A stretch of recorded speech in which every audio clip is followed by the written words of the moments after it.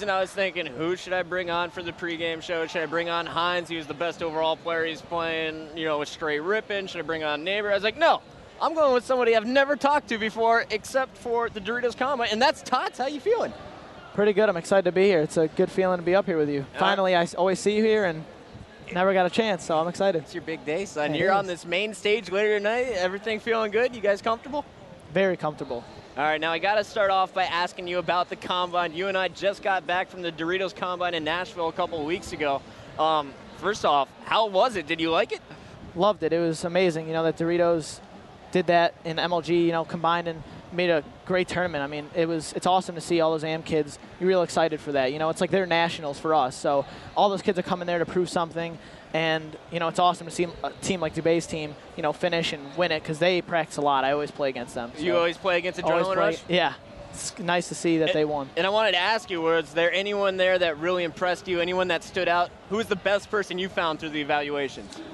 There was a lot of people that stuck out to me, but definitely it would have to be Adrenaline. He was really good. I actually evaluated him. I gave him a sticker, and I evaluated him later on.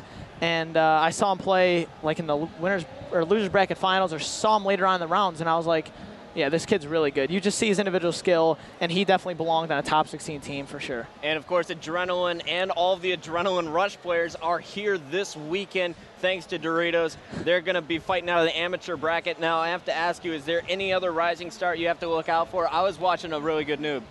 A really good noobs. I seen something that I've never saw before, and I looked at you when it happened. It was at Narrow's flag game. He gave me this face. It was that face.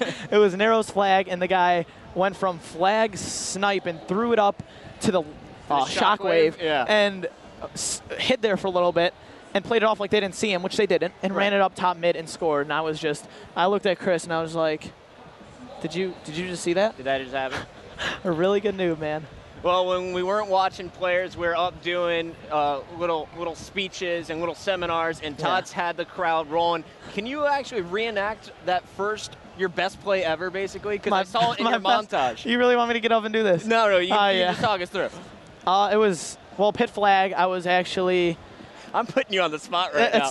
I like this. No, pit flag, I was playing one of my first games of Halo 3, and I was in a game with Puckett on my team. Chris Puckett, the one and only. And I wanted to be on the top 10 so bad. I always see it. It's so sick looking. And I have the sniper in long haul. Quick scope one kid, boom. Boom. Look long haul again, boom, double. Boom. And now I'm getting shot as someone's running in the flag for the third kill. I turn around and boom, blame this kid, no scope for the triple kill. And the last kill is coming through green, no scope, overkill, extermination. And of course, the boom with the extermination, of course. But in Totz, I saw that clip actually in your montage. Status Quo released a montage with their 2009 team. Who put it together, and how long did it take you guys to gather all those clips? Ace is known for the clip man. He handles everything. He didn't even know it was coming out until, he's like, hey, I need your clips. I'm like, for what, man? So I was really excited how that turned out, though. I loved it. I thought it was awesome. Ace did it, and I don't know who did the editing, but he got all the good. There was some good editing, I thought, to it. So I was really happy for that. It's like a good memory of, me leaving that team, like the last thing we had. And speaking of leaving the team, that was my next question. You like how I set these all up to transition in a line? It's all pre-planning. It works out well. I have to ask you, when the call came from Final Boss, when you got the call from those guys, first off, who was it, and how fast were you making that decision? Do I leave Status Quo? Yes, I'm going to Final Boss. It was, to be honest, right after the season, after we didn't place as well as I wanted to, I kind of had a hunch that it was going to happen. We tried out Strong Side with me, Flamin' Ace. We tried out Clutch with me, Flamin' Ace. We tried out Legend with me, Flamin' Ace. And it just, wasn't there anymore. We needed to get Drive back. I wasn't playing much. Flamin' Ace weren't playing much. And Fear itself was at my house all the time after Orlando. So I was trying to get some started with him. Because he got dropped from Instinct. So we were officially a duo. Oh, a duo. A duo. And there was so much Hurricane stuff going on with the offseason that I didn't know was going to happen. So Fear was at my house and said, let's run with Ogre 2 in victory. And when I heard that, I was ecstatic. And look at the Final Boss on. I'm so pumped to be on this team, So when that happened, I was very excited. And the worst part about it, though, was Ace and Flame were like my, family. They're there all the time. Right. I pretty much got into the game with them. So leaving them is tough. But, look at now. They're about to play Heaven and Earth, and I think this is their best team yet. So I'm really excited for them. They have the drive back, and so do I. So it helped all of us. And, you know, status quo, Flame Sword and Ace, those guys seem to be on pretty good terms with you because they came out to your house for the 5-team LAN. I need to talk about this. First of all, can you walk us through the Totz LAN house? Because I hear it's like the sanctuary. It's heaven for gamers. It is pretty ridiculous. My dad is a freak for video games, always has been, and he had the idea of a 3-team LAN, you know, not too long ago for this coming up event right here.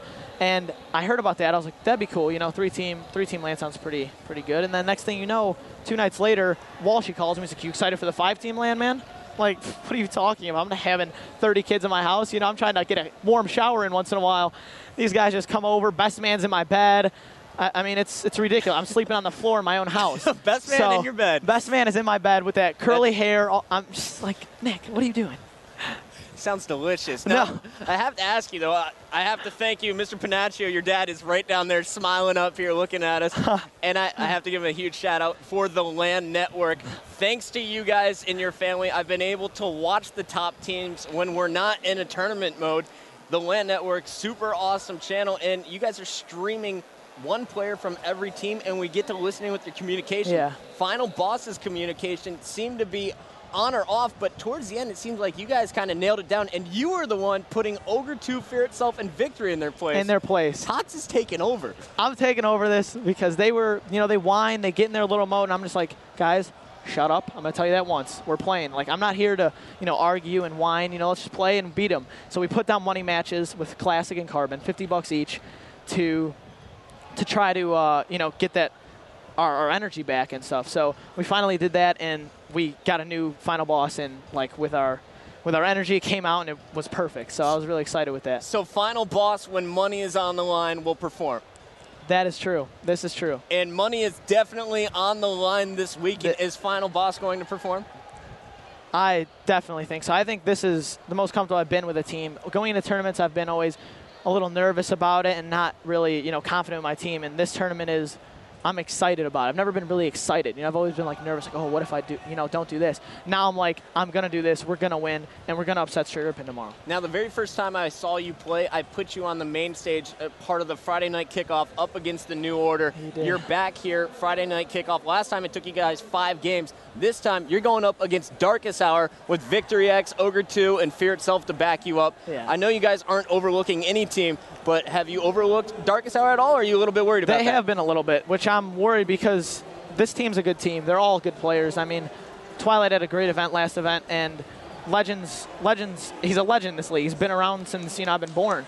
So, you know, going into this, you're not going to overlook anyone. I'm trying to get the Straight Ripon, and this team's in our way to get there. So I'm trying to take them out. So speaking of Straight Ripon, you guys have been preparing for Winners Bracket Round 3 against them. Tell the world, what can we expect to see out of Final Boss against Straight in that match? They think they know us. You know, they watch the LAN Network. They watch how we play. You know, they're always seeing our beginning strats, which we've never changed up. And now they're going to get a little taste of new beginning strats. They're going to try to counter our old ones, and we're going to have new ones for them. So we'll see how that plays out. And, you know, it's something that we played, and no one's going to touch us. We play our game. So I hope we just bring that tomorrow. All right, well, if you can do that, you're going to be looking great for the tournament. And Totz, you're on the pregame show, so you have to know this one's coming. It's time. It's the Hot Pockets pregame speed rounds. Here we go. You ready? Camo or Overshield on Construct Team Slayer? Camo. Camo. Why? Just kidding. It's a speed round. Pen or pencil? Pen. Status Quo or Heaven and Earth tonight? Status Quo. Favorite amateur player? Big Bert. Big Bert. Shout out. Bert. Best pro haircut? Best pro haircut. Lunchbox. He's got like a Star Trek look. It's pretty sick. Star Trek is the stuff. Sniper or rocket? Sniper. Bacon or sausage? Sausage. Favorite map? Heretic. Blondes or brunette? I love every girl.